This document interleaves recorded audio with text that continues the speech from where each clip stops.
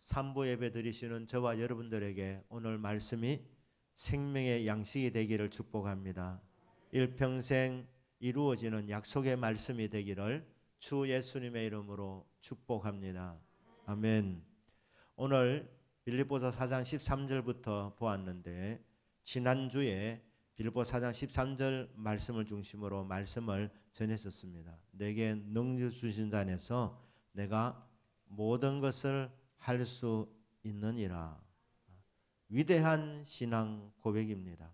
나는 못하지만 예수님이 힘주시면 무엇이든 가능하다는 말씀입니다. 그 앞에 보면 이 말씀이 이루어지기까지 하나님께서 바울을 훈련시켜 주셨습니다. 비천에 처할 줄도 알고 풍부에 처할 줄도 알아. 모든 일에 배부르며 궁핍함과 일체의 비결을 모든 부분에서 배웠노라.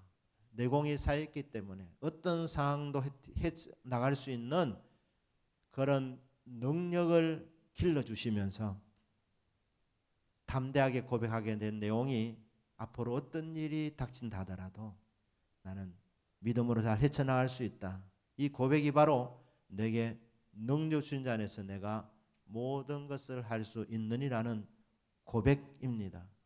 이 고백을 하게 되는 사람은 신앙이 어느 정도 올라간 것입니다. 신앙의 정점을 찍었다 이렇게 해도 과히 틀린 말은 아닙니다. 예수님 안에서 모든 것을 할 수 있다는 이 고백 아무나 할 수 있는 것이 아니지 않습니까? 그러니까 예수님 안에서 나는 모든 것을 할 수 있습니다. 이 정말 신앙의 놀라운 고백을 바울이 하게 됩니다. 자, 이렇게 되면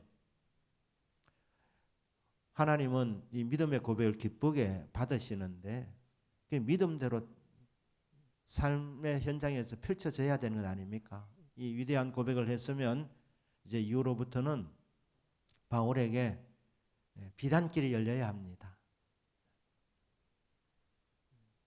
장미꽃 인생이 되어야 됩니다. 장미빛 인생입니까? 이 하는 일마다 되어지는 만사형통. 근데 오늘 14절에 보면 13절에서 이 고백이 있고 나면 그 다음에는 그러므로 내가 이렇게 믿음으로 고백하고 삶의 현장에서 도전했더니 하나님 도와주셔서 됩디다 이렇게 결론이 나야 되는데 만사형통이 믿음으로 사는 자에게 무슨 일을 만나든지 만사형통하리라 이대로 됩디다 이런 고백이 되어야 되는데 그렇지 않습니다. 만사형통이 뭡니까? 모든 일이 이루어진다는 말입니다. 그런데 저희들이 학교 다닐 때는 이 만사형통을 좀 유머스럽게 이렇게 말했었습니다. 만사 모든 일이 형님 같은 예수님 통해서 이루어진다. 그게 옛날의 유머였습니다. 요새는 유머 좀 바뀐 것 같아요. 지금 다들 어렵다 하지 않습니까? 다 아파트 값이 내려가는데 만사형통. 만촌사동의 삶에 형통하다. 이게 이제 만사형통. 뭐 이런 말이 요즘 돌고 있습니다. 자, 내게 능력 주신 자에서 내가 모든 것을 할 수 있느니라. 나는 안 되지만 능력 주시는 분 예수님 안에서 나는 모든 것을 할 수 있다. 자, 신앙의 정점을 찍고 나면 그 다음부터는 이제 형통한 길이 펼쳐져야 되는데 그래서 그러므로 됩디다 이래야 되는데 14절 보시면 첫 단어가 그러나. 여러분 세상 그렇게 만만하지 않습니다. 다 될 것 같은데 그리고 또 예수님이 내 배경인데 예수님이 내 힘이고 예수님이 나의 도움이시고 예수님이 도와주시겠다고 하니까 내게 능력 주시는 자 안에서 주님 저는 모든 것을 할 수 있습니다. 이렇게 세상 속에 뛰어들었는데 14절에 보니까 내가 이렇게 고백했는데 믿음이 없이는 기쁘시게 못하나니 하나님께 나아간 자는 반드시 그가 계신 것과 또한 그가 자기를 찾는 자들에게 상 주시는 이심을 믿어야 할지니라. 이 고백하는 자 하나님 기뻐하시고 상 주신다고 분명히 말씀하셨는데도 불구하고 막상 뚜껑을 열어보니까 남 모르는 괴로움이 있더라 하는 빌립보 성도들아 고맙다. 너희들이 내 괴로움에 함께 했으니 정말 고맙다. 바울은 참 사역이 참 화려했습니다. 얼마나 많은 교회를 세웠습니까? 성경책도 많이 썼습니다. 영적 체험도 깊어서 사람이 죽으면 천국 갑니다. 그런데 살아있는 상태에서 영혼이 빠져나가서 셋째 하늘까지 올라가서 사람의 가 이르지 못할 말을 듣고 또 보았다고 이렇게 말씀합니다. 영적 체험이 깊었습니다. 바울이 기도하면 기적이 일어났습니다. 수많은 병자들이 고침받았습니다. 귀신들이 쫓겨났습니다. 그리고 믿음으로 살았는데 내게 능 주시는 예수님 안에서 뭐든 할 수 있다고 선언하고 그렇게 삶의 현장에 들어갔는데 근데 바울에게는 남 모르는 아픔이 있었다는 화려함 뒤에 남 몰래 흘리는 눈물이 있었습니다. 그것을 한마디로 괴로움이라고 했어요. 내 괴로움. 영적 리더이기 때문에 누구에도 쉽게 말 못하는 그런 정말 괴로움이 있었다는 거예요. 괴로움. 그런데 그 괴로움을 빌립보 성도들이 같이 져주었다는 거예요. 그래서 고맙다고 말하고 있는 것입니다. 형제들아 서로 짐을 져주어라 이렇게 말하고 있지 않습니까? 자, 이 괴로움 뭐 여러 가지 정할 수 있다마는 가장 쉽게 우리가 볼 수 있는 것은 바울에게 이 사역하는 동안에 경제적인 어려움이 늘 있었다는 거예요. 경제적인 어려움. 거기다가 감옥까지 갇혔으니 감옥까지 들어갔으니 얼마나 어려웠겠습니까? 그래서 괴로움이라고 그렇게 말합니다. 괴로움. 그런데 이 괴로움에 동참하는 사람들이 있었는데 그게 바로 빌립보 교회 성도들이라고 말합니다. 바울이 세운 수많은 교회들이 있었는데 바울이 경제적으로 어려울 때 그때 바울에게 기도해 주며 사랑으로 격려해 주면서 물질로 후원해 주었던 교회가 빌립보 교회입니다. 언제부터? 내가 너희들과 만난 그날부터 복음 안에서 교제가 시작됐던 첫날부터 지금 이 빌립보서를 쓰고 있는 로마 감옥 안에서 지금 이 시점을 볼 때 그때부터 지금까지 너희들이 내 괴로움에 함께 해주었다. 도와주었다. 후원해 주었다. 이렇게 말씀을 하고 있습니다. 바울의 선교 사역이 굉장히 컸습니다. 그런데 그 사역에 물질도 많이 필요한데 그런데 그 물질을 도와주지 않는 교회가 많았습니다. 도와주는 교회들도 간혹 있었는데 도와줘야 한 번이었습니다. 한 번. 그런데 빌립보 교회는 시작할 때부터 해서 바울이 데살로니가에 갔을 때 데살로니가에서는 빌립보에서도 핍박을 받고 이렇게 해서 사역지를 옮겼는데 데살로니가에서는 3주 있었습니다. 3주. 길어야 한 달 동안 사역을 했는데 빌립보 성도들이 지금 이제 바울이 빌립보를 떠났습니다. 떠났는데 데살로니가 가 있는 바울에게 사랑의 선물을 보냈습니다. 그것도 2번 보냈다는 거예요. 빌립보에 있을 때부터 사랑의 선물을 받았고 데살로니가에 있을 때는 2번을 받았다. 한 번도 아니고. 그 당시는 여러분 KTX가 있는 것도 아닙니다. 비행기가 있었던 것도 아닙니다. 가려면 빌립보에서 데살로니가 왔다 갔다 하려면 아무리 빨리 가도 일주일, 그러니까 한 2주일 걸리는 일인데 그러니까 한 3주밖에 안 했었는데 2번 보냈다. 이게 정말 빌립보 성도들이 대단한 사랑을 베푼 겁니다. 그리고 지금 많은 사람이 바울이 감옥 갔을 때 잊어버렸습니다. 심지어는 바울을 변론해 주지도 않고 욕하는 사람들도 있었습니다. 바울이 화려해도 기적이 많이 일어나도 남 모르는 죄가 있었겠구나. 안 그러면 저렇게 어떻게 감옥에 들어가겠는가. 하나님 왜 보호해 주지 않는가? 이렇게 하는 사람들이 있었는데 빌립보는 언제나 바울 편이 되어 주었습니다. 그리고 쓸 것을 보내주었습니다. 에바브로디도 편에 보내준 겁니다. 그리고 또 도와주려고 하는 이런 상황 속에서 감사하는 마음으로 쓴 편지가 바로 빌립보서입니다. 바울의 사역기간 동안에 하나님께서 바울에게 주신 만남의 복을 깨닫게 해 만남의 복을 주셨구나 그렇게 느낄 수 있게 해준 성도들이 바로 빌립보 교회 성도들이었습니다. 저와 여러분은 예수님을 믿고 예수님을 예배하는 하나님의 자녀들입니다. 저와 여러분들에게는 만남의 복이 늘 있기를 주님 이름으로 축복합니다.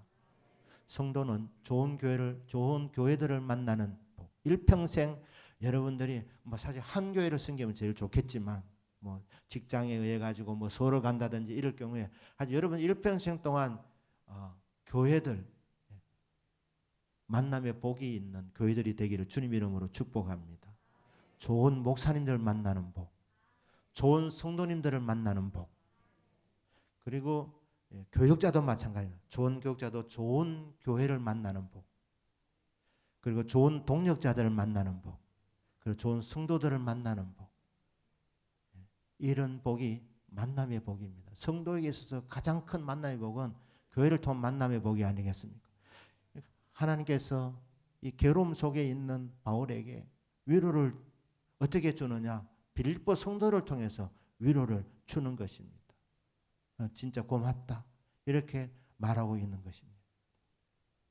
그러면서 바울이 뭐라고 고백합니까?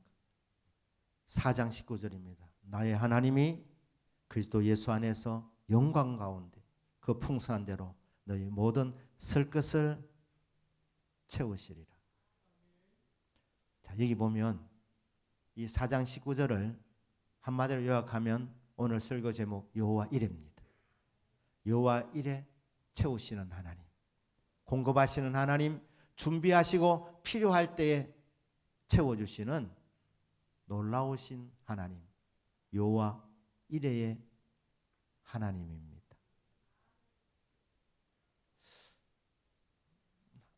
이 여호와 이레라는 말이 여호와라는 말은 여러분 아실 겁니다. 여호와의 뜻은 스스로 계시는 분이라는 뜻입니다.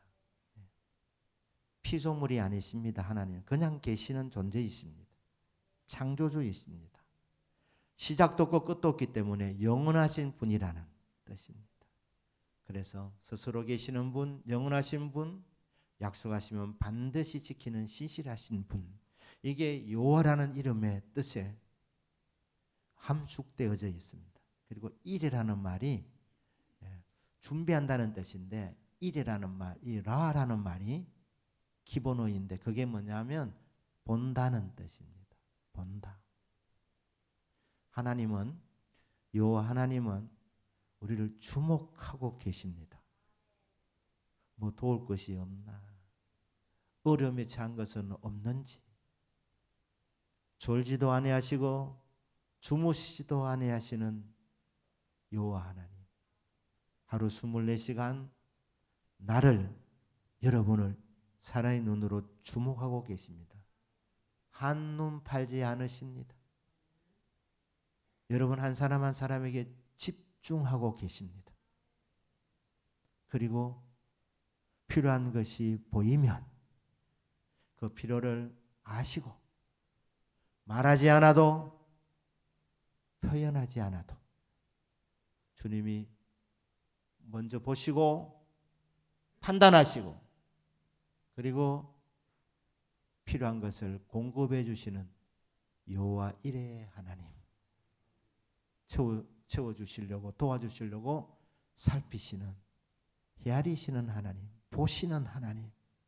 그러니까 여호와 이레는 보신다는 거예요. 보고 계신다. 다 보고 계시고 다 듣고 계시고 다 판단하고 계신다.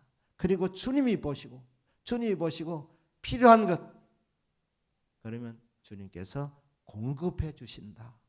이게 바로 여호와 이레입니다. 여호와 하나님께서 창세전에 이미 사도 바울을 이방의 선교사로 선택하셨습니다. 그리고 선택하시고 때가 될 때 부르셨습니다. 그리고 1차 이제 선교 여행을 떠나는데 바울에게 무슨 꿈이 있었느냐? 아시아를 복음화하는 꿈이 있었습니다. 아시아에 있는 사람은 한 사람도 놓치지 않고 다 전도한다. 그게 바울의 꿈이었고 바울의 기도였습니다. 그런데 요 하나님께서는 바울의 일생을 미리 다 보고 계셨어요.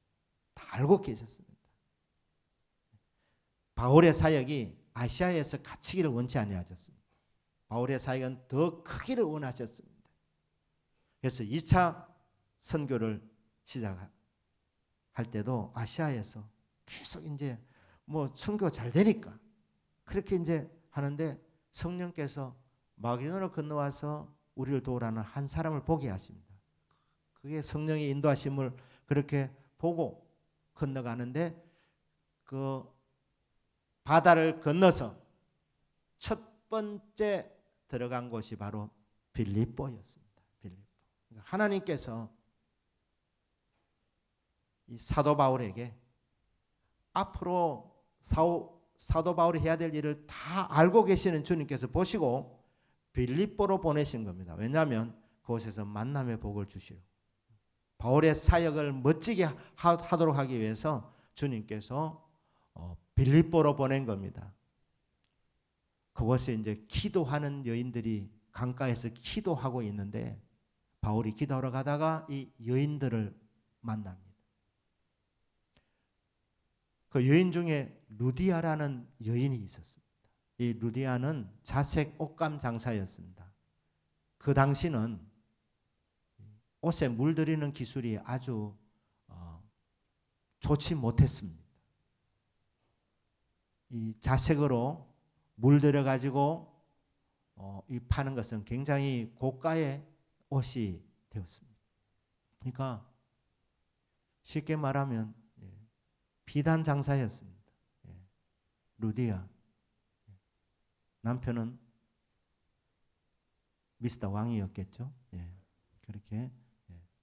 그렇게 이제 이 아주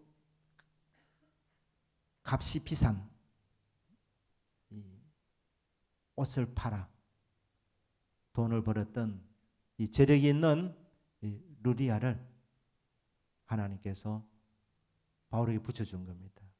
말씀 경청하게 하고 은혜 받고 그리스도인이 됩니다. 바다에서 멀리서 건너온 사람들 자기 집에 모셔서 대접하려고 옵니다. 거기서 교회가 시작된 겁니다. 빌립보 교회가. 그러니 요와 일에 하나님께서 이 빌립보 성도를 만나게 해주신 거예요. 그리고 계속해서 바울에게 기도의 동력자가 되고 또 사랑으로 격려하면서 물질의 후원자가 된 겁니다. 그런데 오늘 보면 17절 18절에 보시면 내가 선물을 구한 것이 아니었다. 이상한 말 하고 있습니다. 언뜻 보면 나는 뭐 구하지도 않는데 왜 줬느냐 뻔뻔스럽게 들을 수 있지만 바울은 이게 신앙의 고백이었습니다. 감사하는 마음 물론 있었습니다. 그런데 사실 빌립보 성도들이 내 어렵다고 도와달라고 요청한 적은 없다는 겁니다. 내가 선물을 구한 것 아니다. 선물을 구한 것은 아니었다.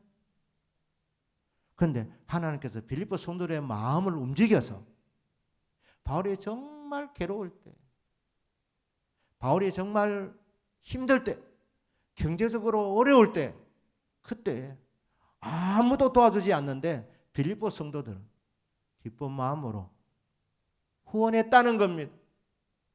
근데 이게 뭐냐는 거예요.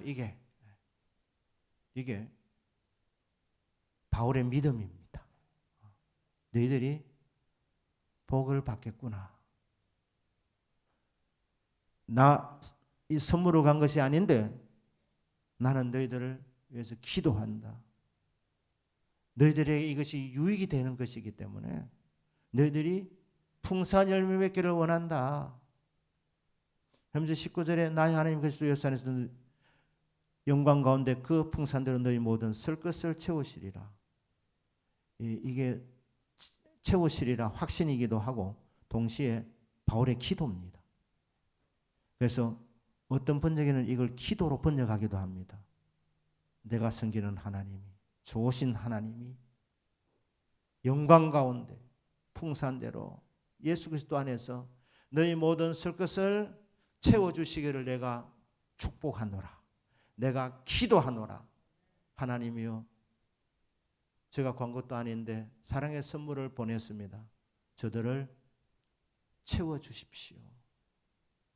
바울은 영안이 열려서 복이 오는 길이 보였던 것입니다. 물질이 어떻게 흐르는지 보였던 것입니다. 빌립보 성도를 통해서 바울이 필요한 것을 받았고, 그리고 이것을 공급하는 빌립보 성도들은 더 풍성해질 것을 믿었다는 거예요. 물질이 어떻게 이동되는지, 복이 어떻게 흐르는지 바울은 믿음의 눈이 열려서 보았던 것입니다. 그래서 확신하는, 뭐라고 말합니까? 18절에 내게는 모든 것이 있다. 감옥에서 지금 이런 말하고 있습니다. 모든 것이 있다. 쉽게 말해서 나는 다 있어. 이러는. 그리고 또 풍부한지라 또 더 있어. 이러는 거예요.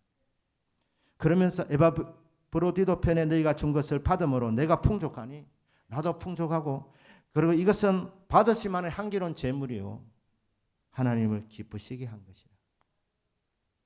너희들이 바친 것이 이게 향기나는 재물이다. 그리고 하나님을 기쁘시게 하는 것이다. 그리고 이것이 너에게 유익이 된다. 나는 축복한다. 너희들이 경제적으로 더 풍성한 열매가 맺기를 원한다. 나의 하나님이 그리스도 예수 안에서 영광 가운데 그 풍성대로 너희 모든 쓸 것을 채우시리라. 하나님이 더 넘치게 채워주신다는 겁니다. 그렇습니다. 여러분, 내 식물을 물 위에 던지라. 여러분, 던지면 이게 없어지는 것이 아니라 하나님은 더 많이 받도록 안겨주신다는 거예요. 그래서 이 물질이 흐르는, 이 복이 흐르는 것을 믿음의 눈으로 내다보면서 축복하는 바울의 믿음입니다. 그러면서 19절 말씀, 여호와 일의 신앙이라 그랬습니다. 나의 하나님이 그리스도 예수 안에서 영광 가운데 그 풍산대로 너희 모든 쓸 것이 공급되어진다. 주님이 보시고 필요를 채워주시는 분이시기 때문이다. 조건이 있습니다. 예수 안에서입니다. 예수 안에서. 여러분, 만물이 누구의 것입니까? 로마서 11장 36절. 교리를 선회려 가다가 이 36절 하고 나서 하나님 한번 송축하고 12장에 선회를 가지 않습니까? 이는 만물이 주에게서 나오고 주로 말미암고 주께로 돌아갑니다. 모든 것이 주님으로부터 나옵니다. 그리고 주님께로 돌아갑니다. 저와 여러분은 빈손 들고 이 땅에 태어나서 장차 천국 가게 될 것인데, 그런데 그때 갈 때 다 빈손 들고 그냥 빈손으로 갑니다. 그 동안에 하나님께서 우리에게 먹여주시고 입혀주시고 재워주시고 태워주시고 주님이 다 공급해 주시는 겁니다. 만물의 주인이신 주 예수 그리스도. 이 모든 것들이 어디서 오느냐? 예수 안에서 온답니다. 예수님으로 말미암아 온답니다. 주님이 공급하신답니다. 그리고 뭐라 말합니까? 그 영광 가운데 풍성한 대로 주님이 얼마만큼 가지고 계시느냐? 여러분, 수학에 보면 무한대라는 말이 있어요. 무한대. 세상 말로 수학적으로 말하면 무한대 하나님께서. 신앙의 관점에서는 그걸 한마디로 영광이라는 거예요. 영광. 주님이 얼마나 풍성하시냐? 영광이다. 주님이 얼마나 많이 가지고 계시느냐? 영광이다. 영광 가운데 풍성한 대로 너의 모든 쓸 것을 채우시리라. 무한대 개념이 뭡니까? 여호와 하나님께서 지금 세계 인구가 거의 80억 육박하지 않습니까? 80억 인구를 지금 주님께 지금 다 공급하고 계십니다. 예수 믿는 사람뿐 아니라 악인에게도 피를 공급해 주시고 모든 사람에게 건강도 공급해 주시고 모든 것을 주님이 주십니다. 근데 무한대기 때문에 80억을 다 먹여도 그만큼 줄어드는 것이 아니라 여전히 무한대입니다. 그게 무한대입니다. 예수님 얼마나 많으시냐? 예수님 영광입니다. 영광. 그래서 80억 인구를 다 풍성하게 공급해도 여전히 영광 가운데 계시는 그 예수님 안에서 너의 모든 쓸 것을 공급할 것이니까 없다 소리하지 마라. 성도 중에 없다 말하는 분들이 가끔 있습니다. 거짓말은 아닐 겁니다. 그런데 그 말대로 됩니다. 그러니까 없다 이 말은 진실한 말이겠지만 믿음의 말은 아닙니다. 없어도 성도는 채우시는 하나님을 바라보아야 합니다. 능력 주신 데서 모든 것을 할 수 있다는 이 놀라운 고백을 바울이 했는데 그리고 나서부터 평탄한 길이 펼쳐지지 않고 그럼에도 불구하고 여전히 괴로움이 있고 감옥에 들어 있다. 뭡니까? 바울을 너무너무 사랑하셔서 바울을 아끼셔서 또 교만에 떨어질까 싶어서 하나님 허락하시는 경제적인 어려움이었습니다. 하나님 허락하시는 괴로움이었습니다. 여러분, 우리가 뭔가를 이루면 내 힘이 아니라 주님 주신 힘으로 이룬 줄로 믿습니다. 그런데 그게 자꾸 반복되다 보면 계속 잘 되는 일만 있으면 어느 날 무슨 생각이 드느냐? 아, 나는 잘 되는 체질이야. 주님이 분명히 도와주신 것이고 주님이 하신 일이지만 이게 계속 되다 보면 아, 나는 이제 고생 끝 행복 시작이구나. 그렇게 하면서 잘 되면 물론 주님이 하셨지만 언년 중에 자기도 모르는 사이에 그래도 내가 기도한 게 있어서 그런가 보다. 내가 이렇게 주님 때문에 고생을 많이 했는데 고난을 많이 겪었는데 아, 주님이 이제 위로해 주시는가 보구나. 고난에 대한 보상으로 그렇게 생각할 수 있다. 그러니까 여러분, 저와 여러분은 예수님 안에서 무엇이든 가능한 인생인 줄 믿습니다. 그 자신만만할 때 조심하셔야 됩니다. 그 자신만한 것 때문에 속으시면 안 됩니다. 내가 이제 좀 괜찮아졌구나. 내가 좀 믿을 만한 인생이구나.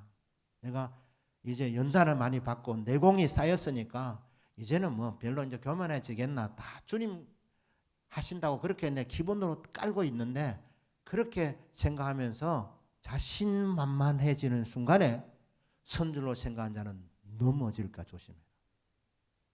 그렇기 때문에 하나님 바울을 너무너무 사랑하셔서 능주자 안에서 뭘 할 수 있다는 그 고백 자체가 틀린 것이 아니고 주님께서 바울이 천국 갈 때까지 늘 능력을 공급해 준 줄로 믿습니다.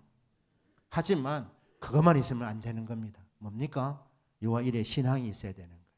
내게 그리스도 예수 안에서 영광 가운데 그 풍산대로 내 모든 쓸 것을 채우시는 주님을 바라보는 믿음이 있어야 되는 거예요.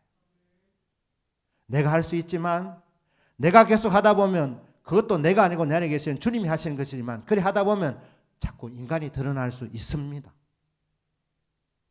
그래서 신앙 고백의 양대 산맥은 저는 두 개라고 생각합니다. 하나는 빌립보서 4장 13절 내게 능력 주 안에서 내가 모든 것을 할 수 있다는 이 믿음. 또 하나는 그럼에도 불구하고 내가 아니고 채우시는 주님을 바라보는 믿음. 주님을 기다리는 믿음. 나의 하나님이 그리스도 예수 안에서 영광 가운데 그 풍산대로 내 모든 쓸 것을 미리 보시고 미리 아시고 공급해 주실 주님을 의지합니다. 주님을 바라봅니다. 주님을 기대합니다. 주여 도와주십시오. 내가 아니고 내가 할 수 있음에도 불구하고 그럼에도 불구하고 주님이 개입해 주십시오. 그렇게 하면서 주님을 바라보는 이 믿음, 둘 다 위대한 신앙이지만 저는 이 둘 중에 여호와 이레로 채우실 주님을 바라보는 이 믿음이 더 성숙한 믿음이라 저는 그렇게 믿습니다. 능조주 안에서 모든 걸 할 수 없다는 말이 아니고 다 할 수 있지만 그럼에도 불구하고 다시 호흡을 가다듬으면서 주님 어떻게 하는 것이 주님께 가장 큰 영광이 돌아가겠습니까? 주님 바라봅니다. 주여 도와주십시오. 다 보시고 계십니다. 다 알고 계십니다. 다 판단하고 계십니다. 주님 보시고 제 필요한 것을 주님이 공급하여 주옵소서. 채워줄 줄 믿습니다. 이게 여호와 이레의 신앙입니다. 보시고 아시고 공급하시는 하나님, 여호와 이레의 하나님입니다. 바울이 이렇게 결론을 맺습니다. 4장 19절이죠. 나의 하나님이 채워주실 것이라. 이거 어떻게 가능하냐? 하나님이 나의 하나님이 될 때 가능합니다. 하나님이 제3자의 하나님이 아닙니다. 신앙이 무슨 객관적인 것입니까? 주관적인 만남인데 멀리 계신 하나님이 아니고 하나님을 향해서 나의 아버지 하나님이라고, 내 아빠 하나님이라고 예수를 영접하는 순간 관계가 형성되지 않습니까? 하나님은 나의 아버지시고 나는 하나님의 아들이 되니까 관계가 되지 않습니까? 그래서 아빠가 되는 거예요. 나와 너가 되는 겁니다. 3인칭이 되는 것이 아닙니다. 예수를 영접하는 순간 우리는 그리스도의 신부가 되었습니다. 부부가 된 겁니다. 그래서 하나님을 향해서 나의 하나님이라고 그렇게 감히 말할 수가 있게 되는 것입니다. 나의 하나님이라고 말할 수 있는 사람은 그 하나님이 채워주십니다. 보시고 내 필요를 보시고 아시고 공급하시는 하나님. 구하지 않아도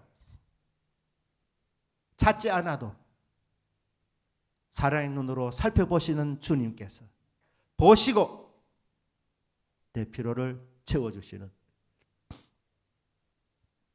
여호와 이레의 하나님. 그 하나님이 저와 여러분의 하나님입니다. 이 하나님으로 고백되어지는 인생에는 여러분 남은 세계에 주님이 다 보시고 필요를 채워주시는